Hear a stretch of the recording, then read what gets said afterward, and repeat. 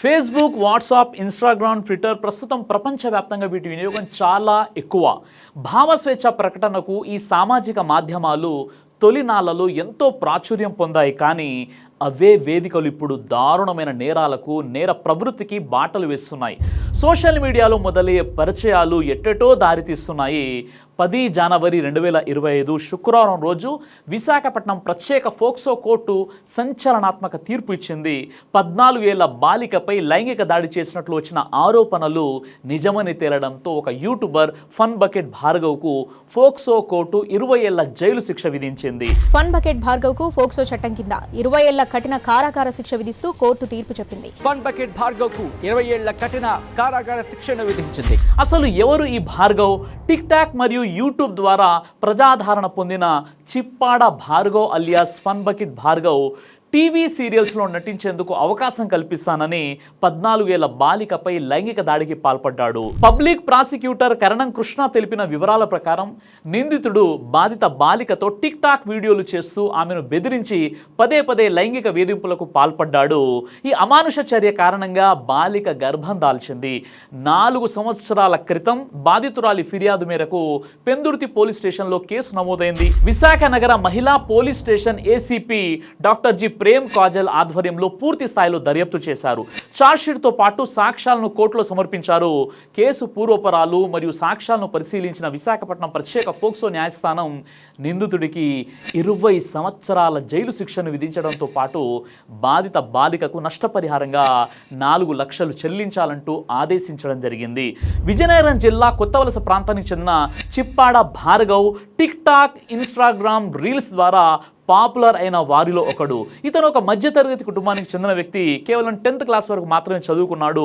తల్లి ఒక హై స్కూల్లో అటెండర్గా పనిచేసేది. తండ్రి కొత్త వలసలోని ఒక థియేటర్లో గేట్ మ్యాన్గా పనిచేసేవాడు. చదువులో అంతగా రాణించకపోవడంతో జీవితంలో ఏదైనా సాధించాలని హైదరాబాద్కు వచ్చాడు. అక్కడ ఒక ఫిలిం ఇండస్ట్రీకి సంబంధించినటువంటి ఒక వ్యక్తి దగ్గర ఆఫీస్ బాయ్గా పనిచేశాడు. తర్వాత తాను ప్రేమించిన అమ్మాయి వేరే వ్యక్తితో ప్రేమలో పడిందని డిప్రెషన్లోకి వెళ్ళి సూసైడ్ చేసుకోవాలని తన చేతిని కోసుకున్నాడు కూడా. తర్వాత తన కెరీర్ మీద ఫోకస్ చేశాడు. తాను పెద్దగా చదువుకోలేదు కాబట్టి సినిమా ఛాన్స్ల కోసం ట్రై చేశాడు. అవకాశాల కోసం చాలా కష్టపడ్డాడు. ఎదురైన ప్రతి సెలబ్రిటీని ఒక ఛాన్స్ ఇవ్వమని కోరేవాడు. ఒకసారి ఈటీవీలో వచ్చే ఒక కామెడీ షోలో నటించే అవకాశం వచ్చింది. కానీ తర్వాత పెద్దగా అవకాశాలు రాలేదు. అవకాశాలు క్రియేట్ చేసుకోవడానికి సొంతగా షార్ట్ ఫిల్మ్స్ కూడా తీశాడు. ఇదే క్రమంలో అతనికి ఒక యూట్యూబ్ ఛానల్లో నెలకు 6,000 జీతానికి ఫన్ బకెట్ అనే కామెడీ సిరీస్లో నటించేటటువంటి అవకాశం వచ్చింది. అందులో అతను కామెడీ స్కిట్స్కి స్క్రిప్ట్ రాసి నటించేవాడు. కామెడీ స్కిట్స్ పంచులు వేస్తూ ప్రేక్షకులను నవ్వించాడు.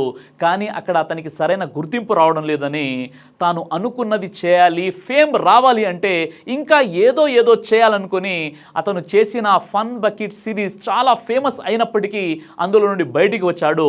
ఫన్ బకెట్ అనే సిరీస్లో ఫేమస్ అవ్వడంతో తన పేరుకు ముందు ఫన్ బకెట్ అని పెట్టుకున్నాడు. అప్పుడే 2017లో ఇండియాలో టిక్ టాక్ లాంచ్ అయింది. అప్పుడు అందరూ టిక్ టాక్ వీడియోలు చేయడానికి ఆసక్తి చూపేవారు. దాంతో అతను కూడా స్కిట్లు చేసి అందులో అప్లోడ్ చేసేవాడు. దాంతో అతనికి 4.5 మిలియన్ ఫాలోవర్స్ వచ్చారు. ఆ విధంగా సౌత్ ఇండియాలో నెంబర్ 1 టిక్ టాక్ స్టార్గా ఎదిగాడు.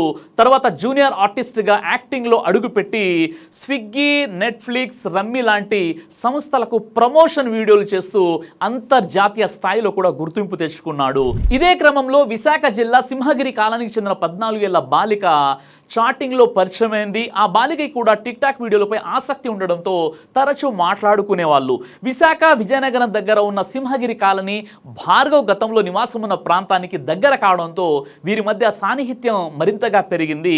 ఈ పరిచయంతో మైనర్ బాలిక భార్గవ్ను అన్నయ్య అని పిలిచేది. అయితే ఇద్దరు తరచూ చాటింగ్ చేయడం, కలుసుకోవడంతో సాన్నిహిత్యం మరింతగా పెరిగిపోయింది. ఆ విధంగా అమ్మాయికి తనతో పాటు టిక్ టాక్ వీడియోలో నటించే అవకాశాలు కల్పిస్తాను అని వీడియోల పేరుతో భార్గవ్ ఆమెను చెల్లి అని లోబరుచుకున్నాడు. ముందు అతను ఆమెను ప్రేమిస్తున్నానని ప్రపోజ్ చేశాడు. కానీ ఆమె దానికి ఒప్పుకోలేదు.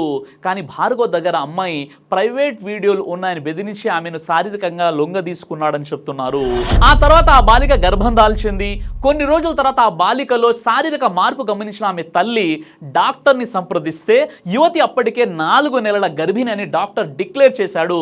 ఇందుకు కారణం ఫన్ బకెట్ భార్గవ్ అని ఆ అమ్మాయి తన తల్లితో జరిగిన విషయం మొత్తం చెప్పింది. దాంతో బాలిక తల్లి ఏప్రిల్ 16, 2021న పెందుర్తి పోలీసులకు ఫిర్యాదు చేసింది. ఆ విధంగా విశాఖ సిటీ దిశ ఏసీపీ ప్రేమ్ కాజల్ ఆధ్వర్యంలో కేసు విచారణ జరిగింది. బాలికను Chippada Bhargav alias Fun Bucket Bhargav చెల్లి పేరుతో లోబరుచుకొని గర్భవతిని చేసినట్లు తేలింది. ఈ కేసులో మొత్తం 25 మంది సాక్షులను పోలీసులు విచారించగా కోర్టులో 17 మంది సాక్ష్యం చెప్పారు. అతడితో పనిచేసిన అమ్మాయిల వల్లే భార్గవ్కు పేరుచ్చినప్పటికీ వారిని కొంచెం కూడా గౌరవించడని అతను ఉమెనైజర్ అంటూ కొందరు అమ్మాయిలు ఆరోపించారు కూడా. ఈ విధంగా విశాఖ ఫోక్సో కోర్టు 20 ఏళ్ల జైలు శిక్ష విధిస్తూ తీర్పు చెప్పింది ఫన్ భార్గవ్కి. అయితే ఈ కేసు తీర్పుపై POCSO court special PP Murthy మాట్లాడుతూ భార్గవ్ అప్పీల్ కోసం వెళ్ళిన 5 ఏళ్ల పాటు హైకోర్టు స్వీకరించదని చెప్పారు.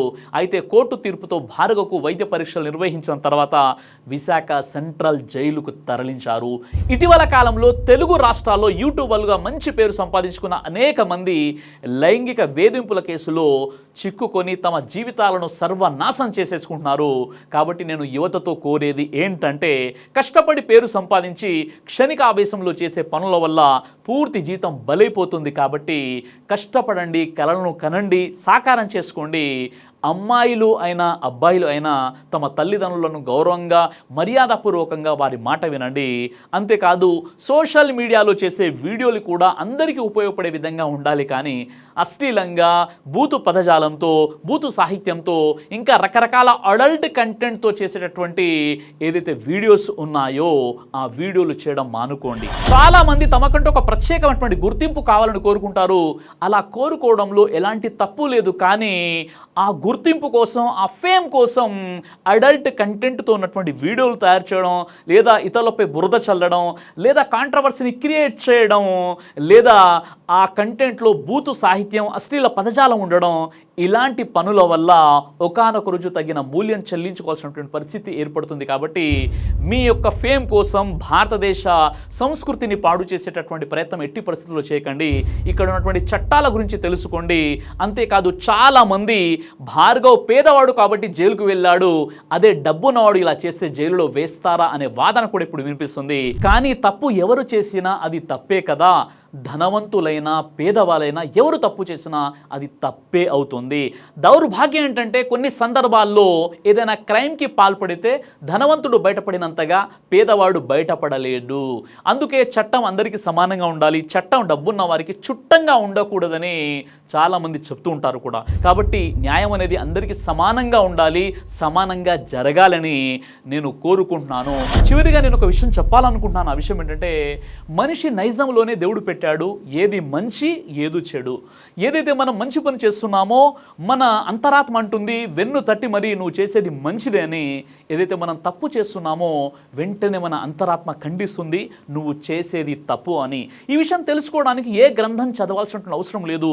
ఎందుకంటే మానవ నైజంలోనే మంచి చెడులను దేవుడు పెట్టేశాడు. కాబట్టి ఇక్కడ మనం చేస్తున్నటువంటి ఏదైతే చెడు పనులు ఉన్నాయో వీటికి సంబంధించి చట్టాలు ఉన్నాయి, చట్టాలు శిక్షిస్తాయి అని చట్టానికి మనం భయపడుతున్నాం. చాలా మంచి విషయమే. కానీ మనల్ని పుట్టించినటువంటి సృష్టికర్త మనందరి దైవం ఉన్నాడు. ఆయన వద్ద కూడా ఒక అద్భుతమైనటువంటి చట్టం ఉంది. కాబట్టి ఆ చట్టానికి మనం భయపడాలి. దేవుడు మనం చేసేటటువంటి ప్రతి పనిని చూస్తున్నాడు, ఆయన వింటున్నాడు. ఆయనకు సమాధానం చెప్పుకోవాలి. మనిషి చేసే మంచి పనులకు మంచి ప్రతిఫలం ఉంటుంది, మనిషి చేసే చెడు పనులకు కూడా దాని యొక్క దుష్పరిణామాలు కూడా ఉంటాయి. అదే పరలోక చట్టం, అదే జడ్జిమెంట్ డే. ఆ దైవం దృష్టిలో ప్రతి విషయం కూడా రికార్డ్ అవుతుంది. ఆ దైవానికి మనం సమాధానం చెప్పుకోవాలి. కాబట్టి నేను ఏదైనా మంచి పని చేస్తే దాని ప్రతిఫలం నాకు సమాజం ఇస్తుంది, అలాగే నన్ను పుట్టించినటువంటి దేవుడు కూడా ఇస్తాడు.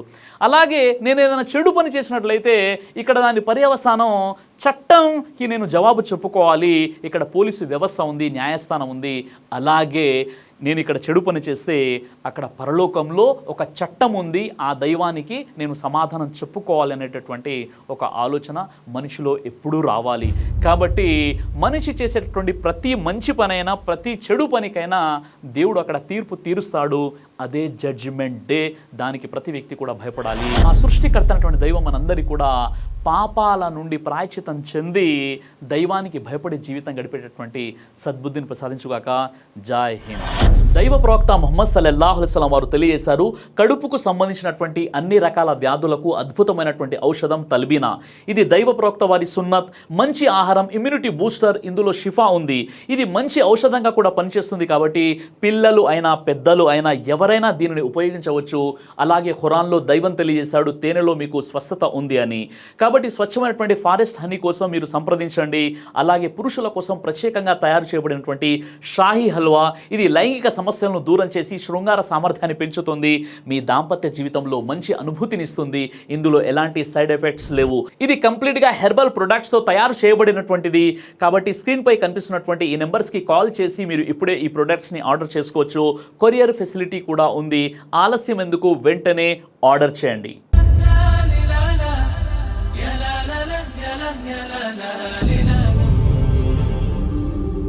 బ్రదర్ సిరాజ్ అని యూట్యూబ్ ఛానల్ని మీరు సబ్స్క్రైబ్ చేసినట్లయితే ఇన్షాల్లా దైవచిత్తం అయితే మీకు వీడియోస్ వస్తుంటాయి. అదేవిధంగా బ్రదర్ సిరాజ్ అనేటటువంటి ఫేస్బుక్ని కూడా లైక్ చేయడం వల్ల మీకు వీడియోస్ వస్తుంటాయి.